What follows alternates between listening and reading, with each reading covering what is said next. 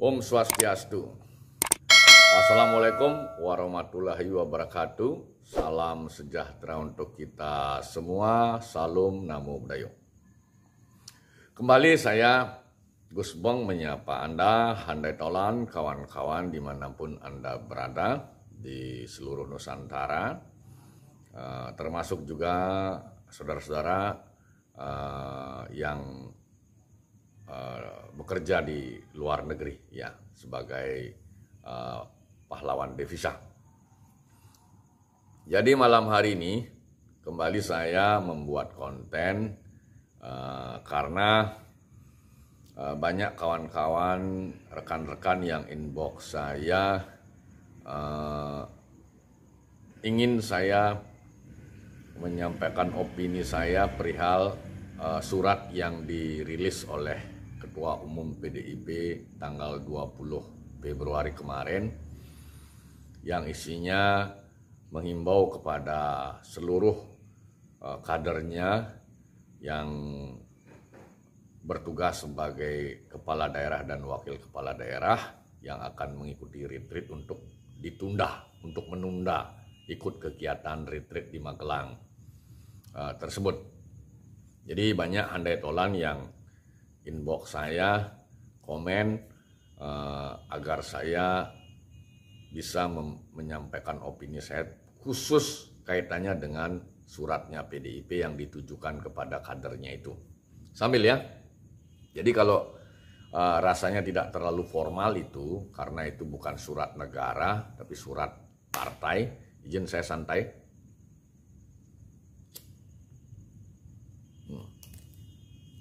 Jadi malam hari ini sambil izinkan saya menikmati sake Bali ya. Ini sake Bali. Nah, memang kalau kita melihat surat yang dirilis oleh Bu Megawati selaku Ketua Umum kepada kadernya, itu ada beberapa pandangan saya. Ada beberapa cara pandang melihat, ada beberapa cara atau sudut pandang menyikapi rilis atau isi daripada surat itu, baik terbitnya surat, isi surat, maksud surat. Nah, kacamata pertama tentunya dari para pengurus atau anggota PDIP. Itu kacamatanya kan pasti kacamata partai, orang partai, internal partai. Kemudian ada kacamata dari katakanlah orang-orang pemerintahan, ya, orang-orang pemerintahan. Jadi yang linear mungkin juga di ceruk itu ada pendukung-pendukung Prabowo Gibran, ya. Kemudian cara pandang yang ketiga mungkin ada pihak ketiga yang berusaha untuk tidak terjebak dalam polemik antara PDIP dengan yang jelas pihak pemerintah yang di dalamnya ada Gibran, di belakangnya ada Jokowi. Nah, kita tidak ingin terjebak di sana. Nah, kalau begitu bagaimana? Jadi tentunya pendekatannya itu bisa yang paling pas itu dengan dua pendekatan. Satu, pendekatan legal formal. Nah, legal formal berarti tentang hal yang berkaitan dengan ketatanegaraan. Kedua, pendekatan manajemen organisasi. Pada konteks ini partai politik. Lebih khusus lagi PDIP. Jadi manajemen partai ya. Saya bahas dulu dari perspektif pemerintahan ya. Jadi legal formal. Jadi yang pertama, kegiatan retreat ini pertama kali dilakukan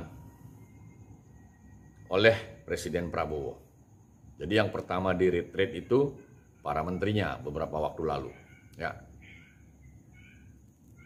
Nah berikutnya ini para kepala daerah yang terpilih. Ya. Nah, karena ini merupakan program pemerintah resmi, tentunya kalau pendekatan legal formal sesuai dengan apa yang menjadi acuan kegiatan itu. Paling tidak ada keputusan presiden di sana. Ya, berkaitan dengan kegiatan retreat. Nah, artinya apa? Artinya wajib hukumnya hadir bagi kepala daerah. Ya. Jadi kebetulan di antara 514 kepala daerah kabupaten kota dan 38 gubernur terpilih, itu ada kalau tidak salah 147 kepala daerahnya dari PDIP, kemudian kalau tidak salah 14 dari gubernurnya dari PDIP, kalau tidak salah. Nah, dilemanya di sana. Nah, tetapi meskipun ada dilema, karena ini merupakan legal formal yaitu kegiatan pemerintah, tentunya dari SOP, tentunya kegiatan retreat itu pasti ada standar operasional prosedurnya. Ya. Nah itu dia. Jadi kita jangan dulu mau ditarik-tarik ke urusan politik praktis. Jadi urusan legal formal dulu tentang tata naskah dinas persuratannya itu. Pasti kegiatan retreat itu ada SOP-nya, standar operasional prosedurnya. Terlepas nanti mungkin si kepala daerah A, B, C, D, kepala daerah D, kepala daerah E, kepala daerah F. Kalau misalnya, saya orang PDIP misalnya, saya jadi kepala daerah. Karena rasa hati saya tidak ingin datang, ya bisa saja saya mencari celah daripada SOP itu. Nah, persoalan faktual alasan saya tidak datang itu kan lain cerita. Tetapi yang paling penting harus dicermati, satu, kepala daerah terpilih sudah dilantik, hukumnya wajib datang. Kecuali pasti ada pengecualian, sakit mungkin atau berhalangan karena ada kegiatan yang sangat penting yang tidak bisa ditinggalkan. Misalnya orang Bali misalnya, seandainya ada acara-acara adat yang tidak bisa ditinggal, ya tidak bisa ikut. Nah, jadi itu kalau dari pendekatan legal formal, ada summary-nya apa, kesimpulannya apa? Kegiatan retreat itu memang sah kegiatan pemerintah.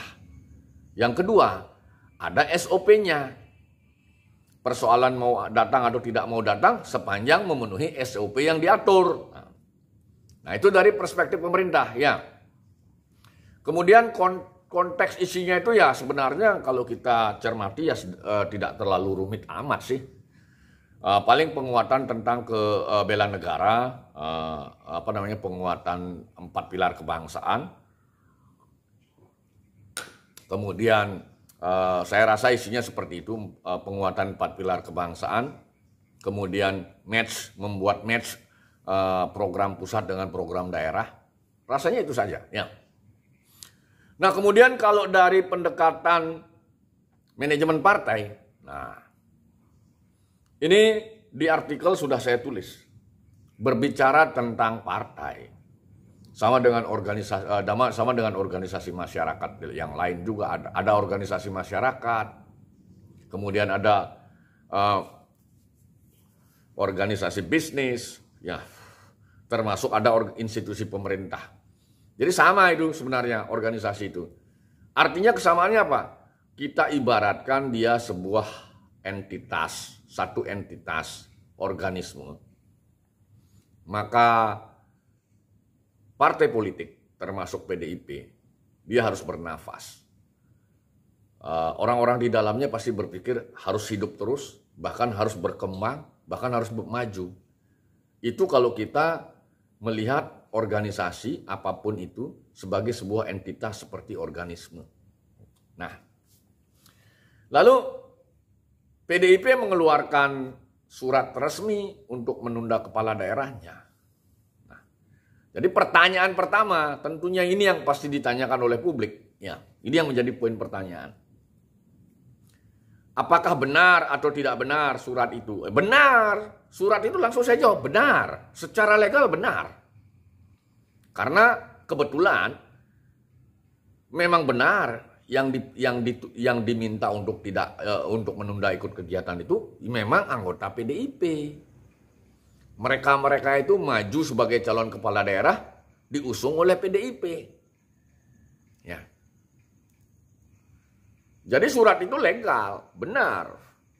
Kalau dihubungkan dengan entitas tadi, ini berarti bagian daripada langkah PDIP sebagai organisasi itu untuk menjawab persoalan-persoalan yang sedang dihadapi hari ini. Dan tentunya besok, esok. Nah, itu hal yang berkaitan dengan legalitas daripada surat yang diterbitkan oleh PDIP. Jadi saya berusaha netral. Nah, lalu bagaimana respon publik terhadap itu? Ya tentunya pasti ada yang pro dan kontra. Karena isi kepala orang itu jangankan saya dengan Anda atau saya dengan mereka. Satu anak, katakanlah satu pasang anak kembar yang lahir kembar, katakanlah identik sekali, mendekati keidentikan. Belum tentu pikirannya sama. Sama ketika menyikapi surat dari PDIP ini. Pasti ada pro dan kontra. Tetapi poin pentingnya, itu memang legal, kemudian itu bagian atau langkah, salah satu langkah yang ditempuh oleh internal PDIP untuk mengkonter atau merespon persoalan-persoalan yang sedang dihadapi oleh PDIP sebagai organisasi.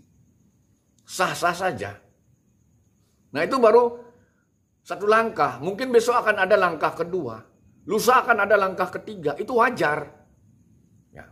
Sepanjang hal-hal yang dilakukan itu masih pada relnya. Masih dalam tracknya. Nah kalau saya melihat surat itu masih wajar. Ya. Nah jadi itu hal yang bisa saya sampaikan berkaitan dengan hiruk pikuk ramai riuh respon publik berkaitan dengan surat yang dirilis oleh Ketua Umum PDIP untuk menunda, untuk menghimbau kadernya itu yang menjadi kepala daerah untuk menunda ikut retreat di Magelang.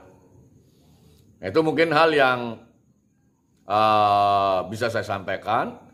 Namun sebelum saya tutup, saya berharap sekali meskipun tensi politik mulai naik, tetapi semua pihak, masyarakat, para pengurus partai, kemudian pemerintah, aparat keamanan, tetap menjaga kondusivitas. Jadi hal-hal yang berkaitan dengan hangatnya situasi politik itu jangan sampai memecah belah persatuan dan kesatuan kita. Ya. Mudah-mudahan sebagaimana tulisan saya, momentum ini bisa dijadikan pembelajaran oleh kita semua, terutama bagaimana mengamati policy yang dibuat oleh lembaga-lembaga formal, termasuk ya institusi-institusi partai yang memiliki hubungan yang sangat erat dengan masyarakat sebagai elektoralnya mereka, ya. Sehingga kita sama-sama belajar, negeri ini bisa semakin bagus, yang jelek-jelek bisa dibuang, ya. Jadi hal-hal yang tidak benar itu semoga bisa dibuang. Jadi kita cari yang benar-benar aja lah, ya. Apapun proses yang harus kita lalui besok untuk menemukan untuk menemukan hal-hal yang mendekati kebenaran, karena kebenaran itu milik Tuhan, ya. Untuk menemukan hal-hal yang memang mendekati kebenaran sekali, jadi yang jelek-jelek itu kita buang. Jadi yang biasa menipu kita, orang Bali bilang suka nguluk-nguluk, suka PHP, ucapan dengan tindakan berbeda, kita buang saja. Karena itu sebenarnya sampah yang tidak perlu kita pelihara. Jadi kita berharap semua elemen bernegara ini betul-betul menuju apa yang namanya komitmen sungguh-sungguh, ya. Jadi tidak hanya omon-omon saja. Kalau mau ngejar koruptor sampai Antartika ya jangan jauh-jauh. Kalau memang ada di samping di sekitarnya itu dulu ditangkap. Jangan ngomong yang aneh-aneh. Antartika di mana Pak? Ke Antartika aja belum tentu pernah ke sana gitu loh. Ya. Itu mungkin hal yang bisa saya sampaikan. Kurang lebih saya mohon maaf. Saya tutup dengan menyampaikan Pramo Santi. Om Santi Santi Santi Om. Assalamualaikum warahmatullahi wabarakatuh. Salam sejahtera untuk kita semua. Salam Namo Buddhaya.